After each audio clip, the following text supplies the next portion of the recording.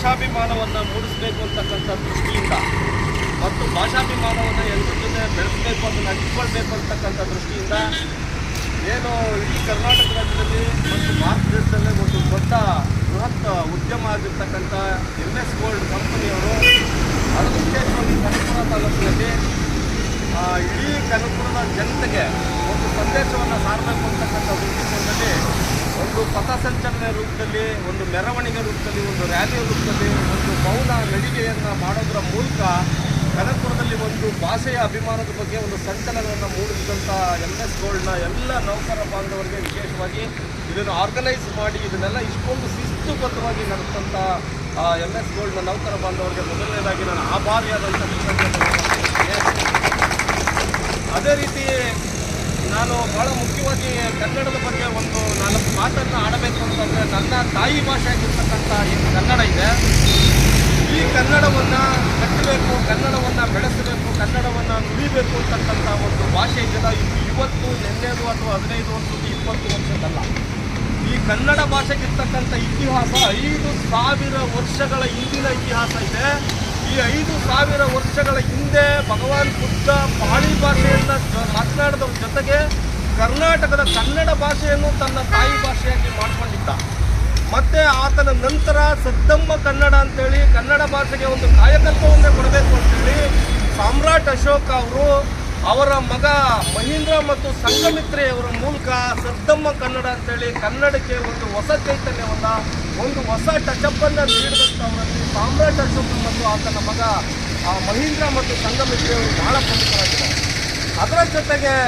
ಈ ಕನ್ನಡವನ್ನು ಅತ್ಯಂತ ಹೆಚ್ಚು ಪರಿಣಾಮಕಾರಿಯಾಗಿ ಉಳಿಸ್ಕೊಳ್ಬೇಕು, ಇದು ಇಂಥ ದ್ರಾವಿಡ ಭಾಷೆಯಾಗಿದ್ದು ಇದು ಜನರ ಮೂಲ ಸೆಲೆ ಮತ್ತು ಭಾಷೆಯಾಗಿದೆ ಅಂತಕ್ಕಂಥ ದೃಷ್ಟಿಕೋನದಲ್ಲಿ ಶರಣ ಸಾಹಿತ್ಯ ಚಳುವಳಿಯನ್ನು ಕಟ್ಟಿದಂಥ, ವಚನ ಸಾಹಿತ್ಯ ಚಳುವಳಿಯನ್ನು ಕಟ್ಟಿದಂಥ ಬಸವಣ್ಣನವರು ಅವರ ಜೊತೆಗೆ ಸುಮಾರು 5,000 ಅನುಭವ ಮಂಟಪದ ಎಲ್ಲ ಶರಣರು ಕೂಡ ವಚನಗಳನ್ನು ಬರೆದಿರ್ತಕ್ಕಂಥದ್ದು, ಸಾಹಿತ್ಯ ಚಳುವಳಿಯನ್ನು ರೂಪಿಸಿಕೊಂಡು ಬಂದಿರತಕ್ಕಂಥದ್ದು ಕನ್ನಡದಲ್ಲಿ ಇರ್ತಕ್ಕಂಥ ವಿಚಾರವನ್ನು ನಾವ್ಯಾರು ಕೂಡ ಮರೆಯಬಾರ್ದು. ಅದರ ನಂತರದ ದಿನಗಳಲ್ಲಿ ಕನಕದಾಸರು, ಪುರಂದರದಾಸರು ಮತ್ತು ಸಂತ ಶಿಶುನಾಳ ಶರೀಫರು ಹೀಗೆ ಯಾವುದೇ ಧರ್ಮ, ಜಾತಿ, ಭಾಷೆ ಎಲ್ಲೆಯ ಅಂಗಿಲ್ಲದೇ ಕನ್ನಡವನ್ನು ಪುರಂದರದಾಸರು, ಕನಕದಾಸರು, ಸಂತ ಶಿಶುನಾಳ ಶರೀಫರು ಇನ್ನೂ ಅನೇಕರು ಈ ಒಂದು ಕನ್ನಡ ಭಾಷೆಗೆ ತಮ್ಮದೇ ಆದಂಥ ಪ್ರಾತಿನಿಧ್ಯವನ್ನು ಕೊಟ್ಟು ತಮ್ಮ ಬರಹಗಳನ್ನು, ತಮ್ಮ ಹಾಡುಗಳನ್ನು, ತಮ್ಮ ಬೀದಿ ಹಾಡುಗಳನ್ನು ಮೂಲಕ ಕನ್ನಡವನ್ನು ಕಟ್ಟಿ ಬೆಳೆಸಿದಂಥ ಒಂದು ಮಹೋನ್ನತವಾದಂಥ ಶಕ್ತಿ ಚೈತನ್ಯಗಳಾಗಿದ್ದಾವೆ. ಇದಾದ ನಂತರ ಇದರ ಮೂಲಕ ಇವತ್ತು ಕರ್ನಾಟಕ ರಾಜ್ಯದಲ್ಲಿ ಕನ್ನಡದ ಒಂದು ನಾಡಗೀತೆಯನ್ನು ಬರೆದಿರ್ತಕ್ಕಂಥ ರಾಷ್ಟ್ರಕವಿಗಳಾಗಿರ್ತಕ್ಕಂಥ ಕುವೆಂಪುರವರು, DV ಗುಂಡಪ್ಪನವರು ಮತ್ತು ಮಾಸ್ತಿ ವೆಂಕಟೇಶ ಅಯ್ಯಂಗಾರ್ರವರು,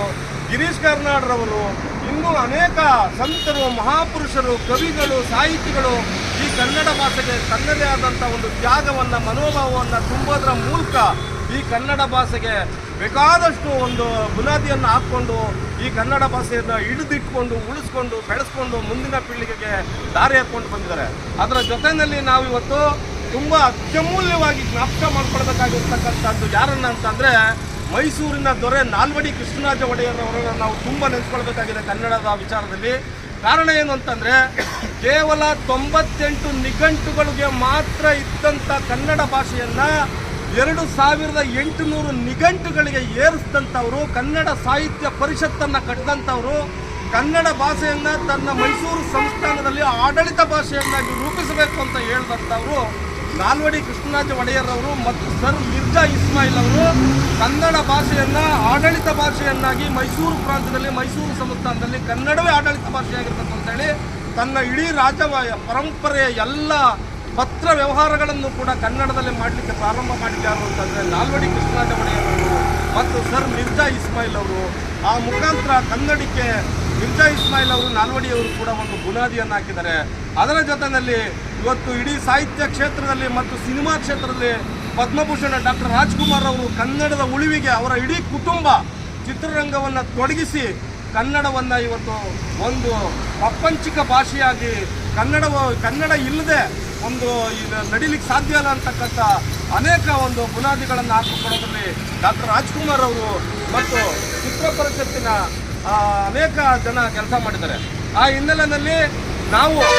ಕನ್ನಡವನ್ನು ಭಾಷೆನ ನಾವೇನು ಉಳಿಸಬೇಕಾದದ್ದು, ಬೆಳೆಸಬೇಕಾದದ್ದು, ಕ್ಯಾರಿ ಮಾಡಬೇಕಾಗಿರ್ತಕ್ಕಂಥದ್ದು ಮತ್ತು ಇನ್ನೊಬ್ಬರಿಗೆ ಕೊಟ್ಬಿಟ್ಟು ಹೋಗ್ಬೇಕಾಗಿರ್ತಕ್ಕಂಥದ್ದು ಏನೂ ಇಲ್ಲ. ಕನ್ನಡಕ್ಕೆ ಅದರದೇ ಆದಂಥ ಅಸ್ಮಿತೆ